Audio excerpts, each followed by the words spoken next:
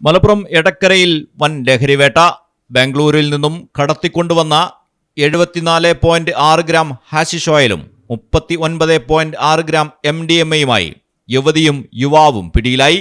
കോഴിക്കോട് സ്വദേശികളായ ഷെഫീഖ്, സുബീന എന്നിവരെയാണ് dance of സംഘം പിടികൂടിയത്. രഹസ്യവിവരത്തെ തുടർന്ന് ഡാൻസ് ഓഫ് ടീമും പ്രത്യേക അന്വേഷണ സംഘവും സംയുക്തമായി നടത്തിയ പരിശോധനയിലാണ് യുവാവും യുവതിയും കുടുങ്ങിയത്. ബാംഗ്ലൂരിൽ നിന്നും നാടുകാണി വഴിക്കടവ് വഴി കോഴിക്കോട്ടേക്ക് പോകുന്ന വാഹനത്തിലാണ് പ്രതികൾ മയക്കുമരുന്നുമായി എത്തിയത്. രഹസ്യവിവരത്തെ തുടർന്നാണ് പോലീസ് ബാംഗ്ലൂരിൽ നിന്നുള്ള സ്വകാര്യ ബസ് തടഞ്ഞ് പരിശോധന നടത്തിയത്. എന്നാൽ പ്രതികളായ ഷെഫീഖും സുബീനയും സാധാരണ യാത്രക്കാരെ പോലെയായിരുന്നു ഉണ്ടായിരുന്നത്. ഇരുവർക്കും ബാഗുകളോ കവറുകളോ ഒന്നും ലഗേജായി ഉണ്ടായിരുന്നില്ല.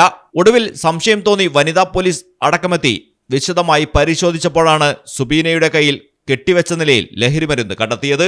ചോദ്യം ചെയ്യലിൽ നിരവധി തവണ സമാനമായ രീതിയിൽ ബാംഗ്ലൂരിൽ നിന്നും കോഴിക്കോട്, മലപ്പുറം, തൃശൂർ ഭാഗങ്ങളിലേക്ക് മയക്കുമരുന്ന് കടത്തിയിട്ടുണ്ട് എന്ന് പ്രതികൾ സമ്മതിച്ചിട്ടുണ്ട്. ഇവർ കേരളത്തിലേക്ക് ലഹരി എത്തിക്കുന്ന വലിയ സംഘത്തിലെ കണ്ണികളാണെന്നാണ് പ്രാഥമിക വിവരം. പ്രതികളെ വിശദമായി ചോദ്യം ചെയ്തു വരികയാണ്. മയക്കുമരുന്ന് മൊത്തക്കച്ചവടക്കാരടക്കമുള്ളവരെ കുറിച്ച് ഇവരിൽ നിന്നും വിവരം ലഭിക്കുമെന്നാണ് പോലീസ് കരുതുന്നത്. മലയാളം ടെലിവിഷൻ, മലപ്പുറം.